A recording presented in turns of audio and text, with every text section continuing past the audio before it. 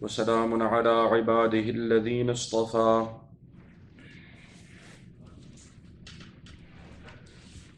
أما بعد فأعوذ بالله من الشيطان الرجيم بسم الله الرحمن الرحيم وإذ قال موسى لقومه يا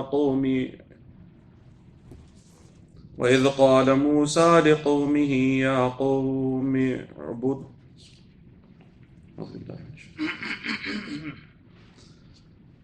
وإذ قال موسى لقومه إن الله يأمركم أن تذبحوا بقرة قالوا أتتخذنا هزوا قال أعوذ بالله أن أكون من الجاهلين قالوا ادع لنا ربك يبين لنا ما هي قال إنه يقول إنها بقرة لا فارض ولا بكر عوان بين ذلك فافعلوا ما تؤمرون صدق الله العظيم. So that is a sign for all of you who think that I have a good memory, that we also forget. Insan is from nisyan, forgetfulness. Coming to ayat number 67 of Surat al-Baqarah. This ayah or these ayat, Allah subhanahu wa ta'ala has taken the name of this surah, Surah al-Baqarah. It is extracted from the incident that is mentioned within these ayat. This is a qissa or a story related to human greed. It is not uncommon for this incident to happen, but there is a very, very great and very deep lesson within this incident that did take place.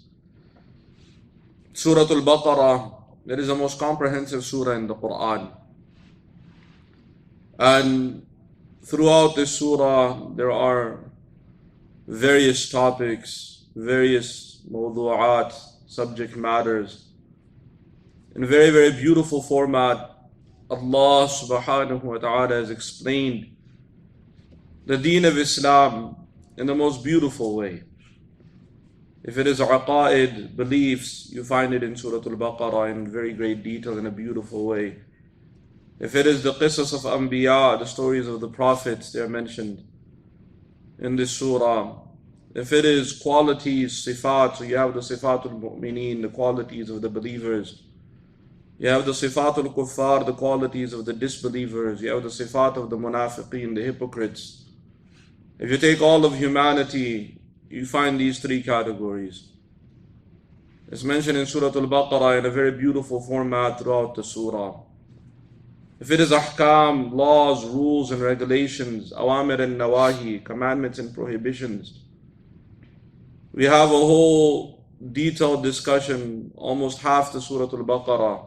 The second half, it is dedicated to the abwabul bir, or chapters of righteousness. You find ahkam in very great detail.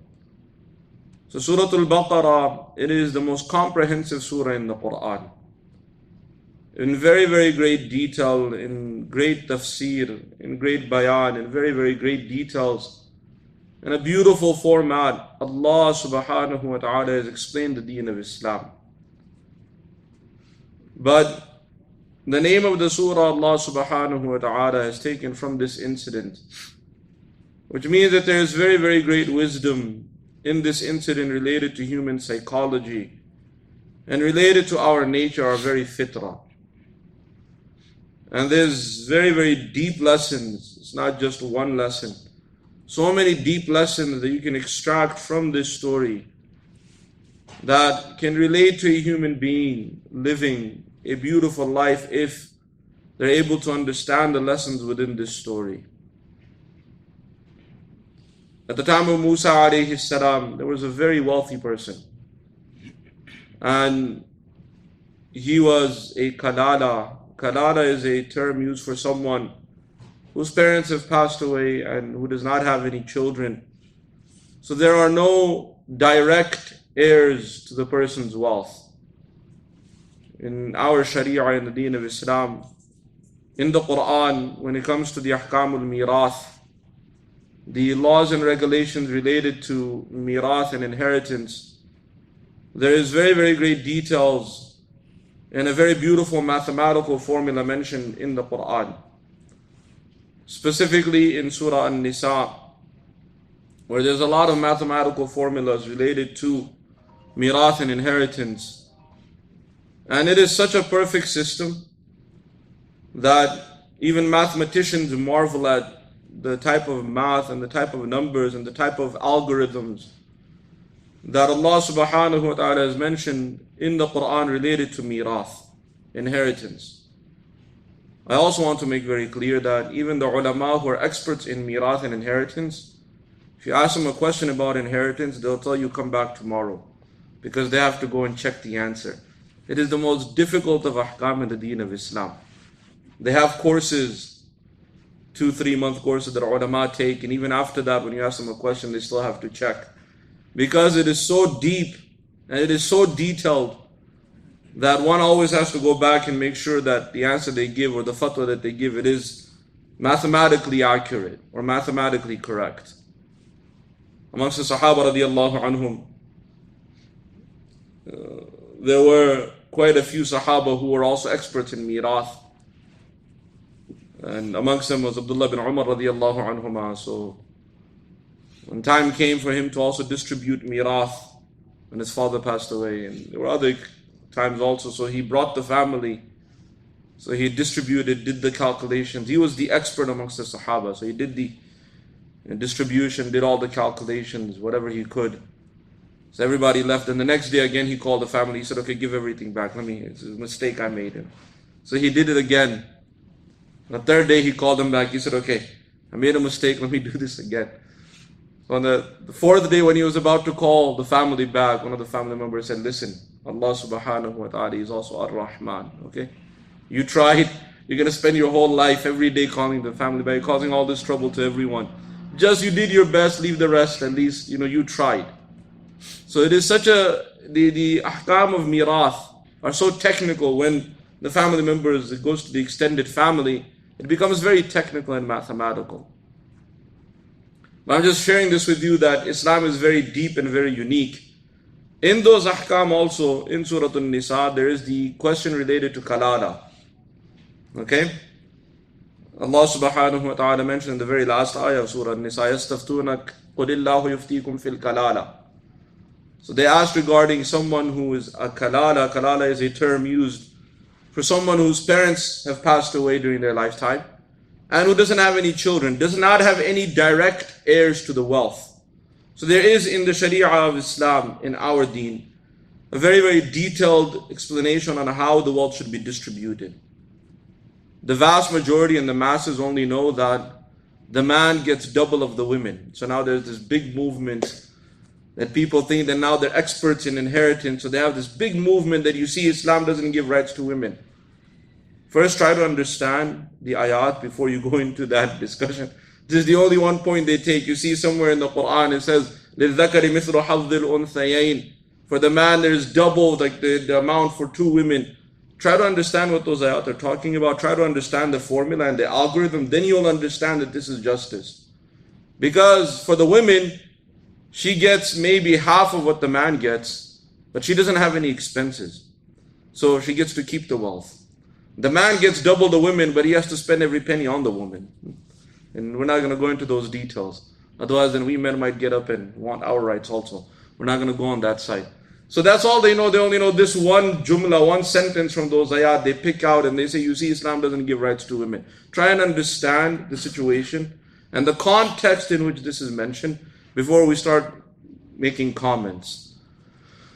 Coming back to this incident of this very wealthy person who was Kadala. He had one nephew. And human greed is a very amazing thing. So this nephew couldn't wait for his uncle to die, He had these dreams, subhanallah. Sometimes when shaitan starts to give you dreams about wealth, There's no telling how far we will go, you know. So this nephew, he started thinking how much wealth my uncle has. You know, he started trying to figure out that how I can take this wealth from my uncle. So he went, and since he couldn't wait for his uncle to die, he went and he killed his uncle. He killed this person, this very wealthy person. And he took the body and put it at the doorstep of someone else. Left the body there so that tomorrow in the morning when people get up, when this person committed the murder at night, he figured that if people wake up in the morning and they'll accuse the people in whose doorstep he left the body. So in the morning when people woke up, they found this person's body, and now they wanted to know who was the murderer. So they came to Musa alayhi salam. They said, you know, this very influential person, very wealthy person. The family members of this person came to Musa alayhi salam. They said, we want to, you know, the distant family, they came to Musa alayhi salam. They said, we want to know who killed this man, and we know that it may have been for his wealth or whatever the case is. We at least want to know who the murderer is. So tell us who is the murderer. So Musa alayhi salam, he made dua to Allah subhanahu wa ta'ala. And Allah subhanahu wa ta'ala told Musa alayhi salam that, oh Musa, tell them that go slaughter a Baqarah. I'm going to relate the story first, then we're going to go into the lessons, how many lessons are in the story. So just to first briefly go over the story.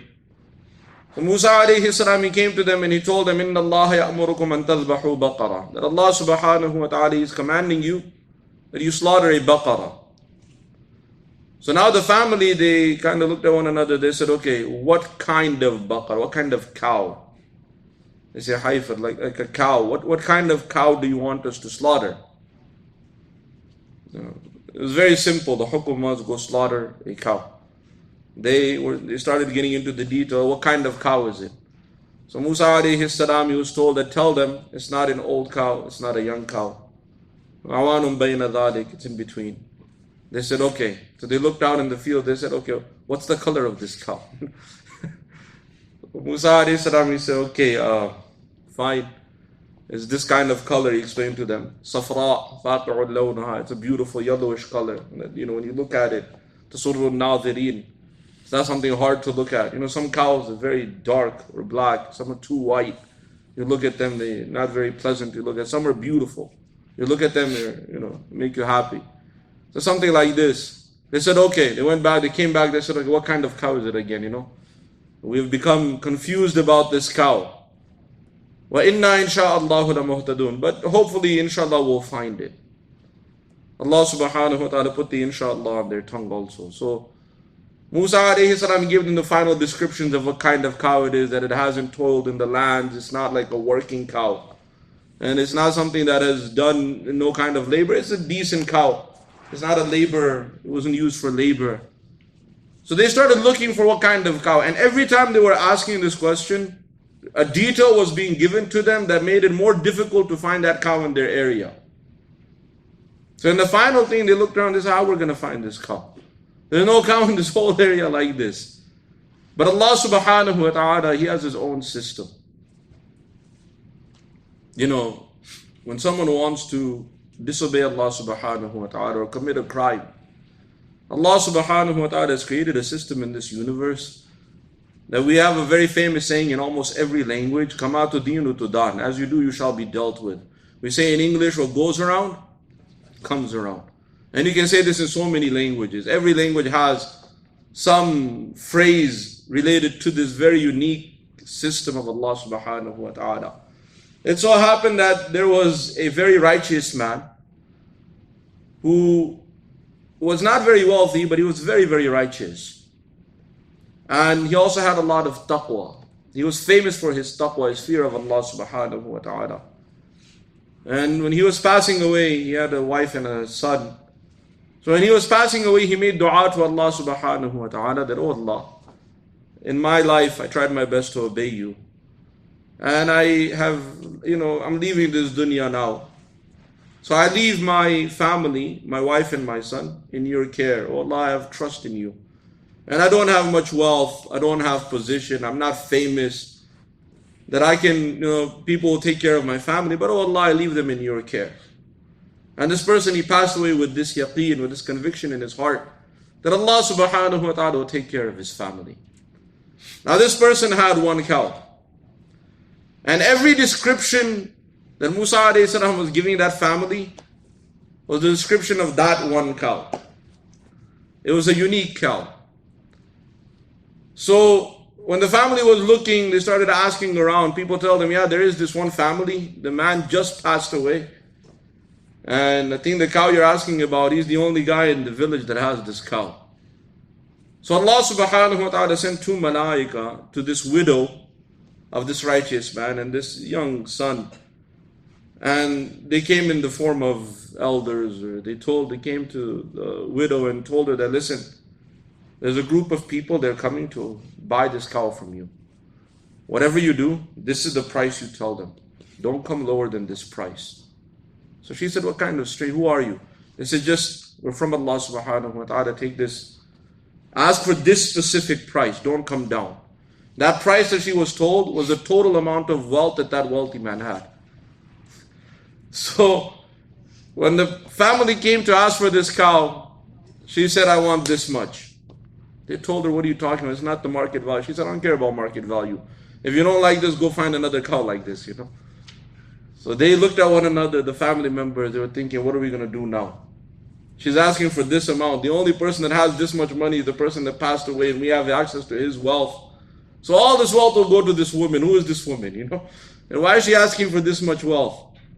So they told her that please try to reason. She said, no, I'm not reasoning. I've been told specifically, I know the value of my cow. And if you don't like it, go find another cow like this. So now the family were looking at one another. They said, we've bothered Musa alayhi salam a lot. And he knows we found this cow. Now what are we going to do? But they also had said, inshallah, we're going to find it. They said, okay, let's just go ahead and pay. So they gave the woman all that wealth and they took the cow. Now they slaughtered the cow. And Allah subhanahu wa ta'ala had ordered them that you hit the dead body with a piece of that cow, that person will come to life. So they took a piece of the body and they took a piece of the cow and they hit the body of the deceased. So the person came to life and he pointed out his killer. That so-and-so killed me, he's my own nephew. And he told them everything, all the details. And once he gave them all the details, now with a half heart, they were also looking that now we have to punish our nephew. Some of the family members kind of had an idea that, the most likely suspect is this nephew. He couldn't wait for his uncle to die. The reality is that Allah subhanahu wa ta'ala created such a situation where the family of that righteous man was taken care of, and the killer was also caught because of his ill intention or his evil intention. Coming to the lessons that are taken from this story, first and foremost is greed. Be very, very careful. There is a halal way to have an earning, and there is a haram way to have an earning. You can do all the efforts you want in this dunya, that will not change the amount of rizq that is written for you. Allah subhanahu wa ta'ala has destined for us a specific amount of wealth.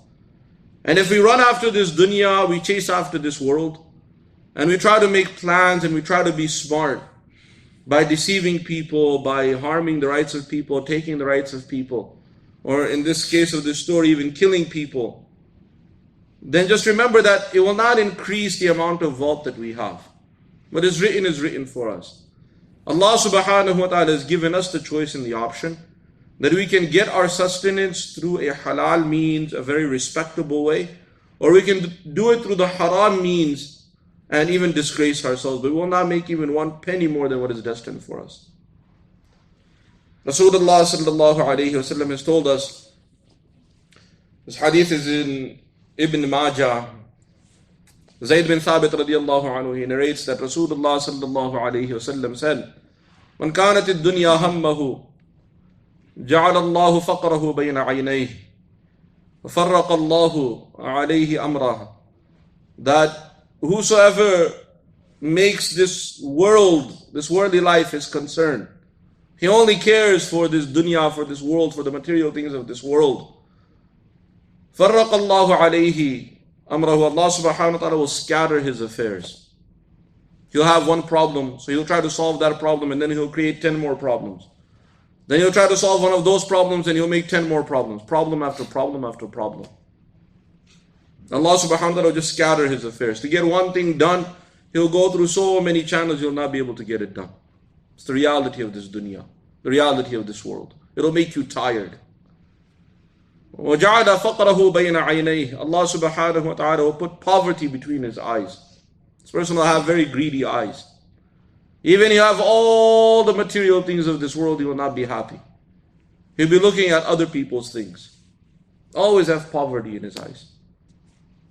Not only this, Rasulullah sallallahu alayhi wasallam also told us, وَلَمْ يَأْتِيهِ مِنَ الدُّنْيَا إِلَّا مَا كُتِبَ لَهُ. He will not be able to get anything from this world except that much which is written for him. This dunya will disgrace this person, make this person tired. And even after all of that, he will not get even one penny more than what is destined for him. On the other side, Rasulullah sallallahu alayhi wasallam then further told us, وَمَنْ كَانَتِ الْآخِرَةُ نِيَّتَهُ. Whosoever makes the akhirah his purpose of life, his intention. Today I'm going to make my akhirah. I'm going to do one good deed more than what I did yesterday. And I'm going to try to please Allah subhanahu wa ta'ala even more. Every morning this person wakes up. His goal is very clear. He is seeking the akhirah. Then Rasulullah sallallahu alayhi wasallam mentioned that Jama'allahu amrahu, Allah subhanahu wa ta'ala will gather all of his affairs. He'll try to solve one problem, Allah subhanahu wa ta'ala will solve 10 problems with the same solution, you know. Allah subhanahu wa ta'ala is very, very, very merciful to his ibad. وَمَنْ يَتَّقِ اللَّهَ يَجْعَلْ لَهُ مَخْرَجًا وَيَرْزُقُهُ مِنْ حَيْثُ لَا يَحْتَسِبُ. Allah subhanahu wa ta'ala tells us in the Quran, whosoever fears Allah subhanahu wa ta'ala, Allah subhanahu wa ta'ala will give this person an exit out of every difficulty. And will give him sustenance from places he can't even imagine.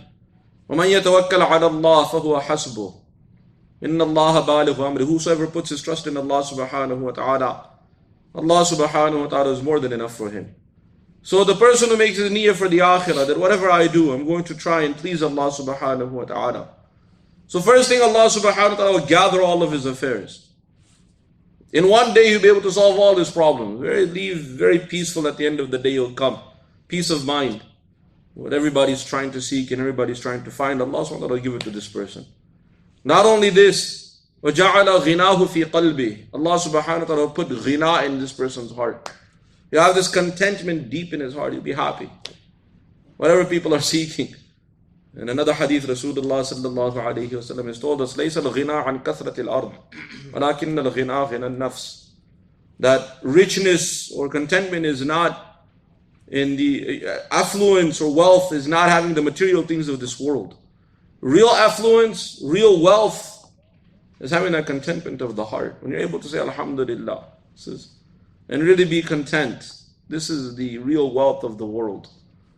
So Rasulullah sallallahu alayhi wasallam has told us that whosoever makes the akhirah his purpose, his intention is very clear, that he wants to please Allah subhanahu wa ta'ala, he wants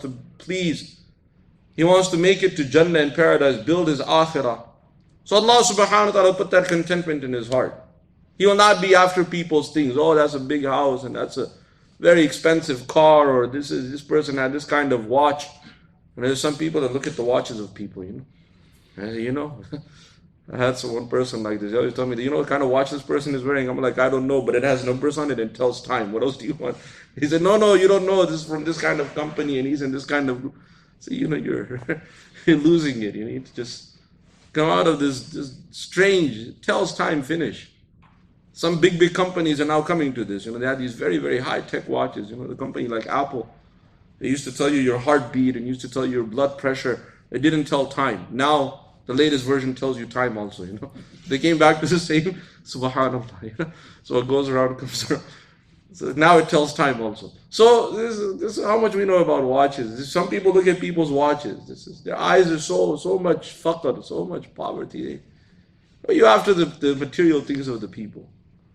Be content with what Allah subhanahu wa ta'ala has given you. You'll be the richest man in the world.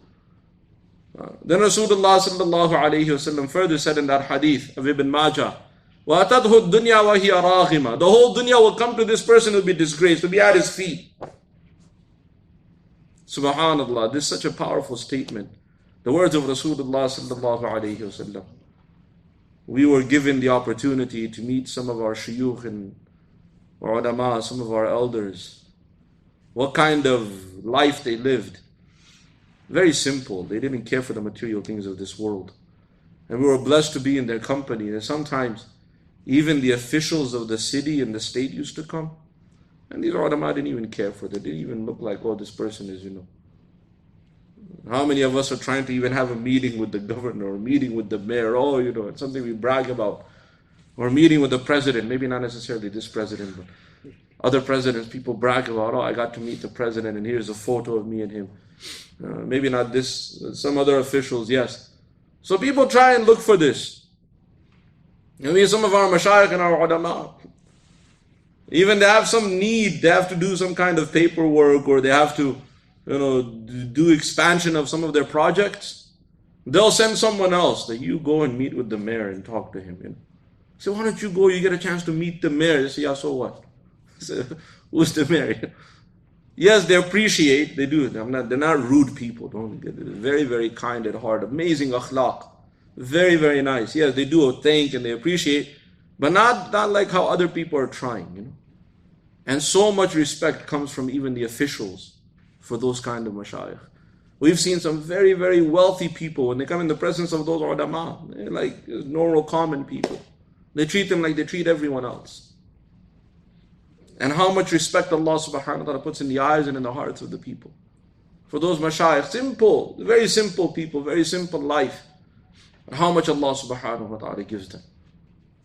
And we've seen, and it's something difficult to explain, but with the barakah of the Quran, some of the things we've seen can only be described as karamat. How Allah subhanahu wa ta'ala, where He brings things from. Sometimes we used to joke with some of our mashayikh that, you started reading these ayat again, didn't you? Sometimes some difficulty used to come, it happens. Funds used to run out. And then within 2 or 3 days, tens of thousands just appear out of nowhere, We used to go to that sheikh, you started reading that ayah again, didn't you? You would laugh, yes, I did, So you see, we know. We get so close to them, we figure out that this person is doing some kind of dua again and things started. And where it comes from. This is what Rasulullah sallallahu alayhi wasallam said in this hadith. Such a simple formula. وَأَتَتْهُ الدُّنْيَا وَهِيَ رَاغِمَةٌ. The whole dunya will come to this person humbled. It'll be in the hands of this person like it's nothing. I remember there was a jamaat that came from overseas. So they came to one of our mashayikh and one of the institutions, and they were looking around and, oh, what big institution and how many lands and properties and khidmat. And so one of the brothers in the jamaat, he came to me and he said, this sheikh is a multi-billionaire, right? I said, no. He said, how he can have these many acres, this big masjid, these many houses and these many properties and this, he can even now all list. I said, brother, you'd be surprised at this sheikh if he even has $10 in his bank account. I was like, I know his bank account. He said, how did he do all this? I said, this is from Allah subhanahu wa ta'ala. And have sincerity, Allah subhanahu wa ta'ala sends the means. And it comes from where it comes. It's unbelievable. And these are kind of things that are difficult to explain for those who have not seen that system or been in that system. May Allah subhanahu wa ta'ala give us the suhbah of ulama and awliya. It's really amazing, this statement of Rasulullah sallallahu alayhi wa sallam. وَأَتَتْهُ الدُّنْيَا وَهِيَ رَاغِمَةٌ. The whole dunya comes to this person. It's disgraced. It's at their fingertips. So this is the reality of this dunya, of this world. If you're greedy after it, it will make you tired. And at the end of the day, you will never be happy. But if you're content with what Allah subhanahu wa ta'ala gave, you'll be the richest man on earth. Rasulullah sallallahu alayhi wa sallam, he told us in another hadith, and this was actually advice given to the ummah also about 5 major things. So Rasulullah sallallahu alayhi wa sallam, he said, وَارْضَ بِمَا قَسَمَ اللَّهُ لَكَ تَكُنْ أَغْنَى النَّاسِ. Rasulullah sallallahu alayhi wa sallam said, be content and be happy with what Allah subhanahu wa ta'ala has destined for you and given you. You'll be the richest human being. What beautiful advice. May Allah subhanahu wa ta'ala give us understanding and give us the tawfiq to practice His deen. وَمَا عَلَيْنَا إِلَّا الْبَلَاغِ. Alhamdulillahi Rabbil Alameen. Wassalatu wassalamu ala Sayyidil Mursaleen. Wa ala alihi wa ashabihi ajma'een. ربنا تقبل منا إنك أنت السميع العليم وتب علينا إنك أنت التواب الرحيم. اللهم نور قلوبنا بالقرآن وزين أخلاقنا بالقرآن ونجنا من النار بالقرآن وادخلنا في الجنة بالقرآن. اللهم اجعل القرآن لنا في الدنيا قرينا وفي القبر مونسا وعلى الصراط نورا وفي الجنة رفيقا ومن النار سترا وحجابا.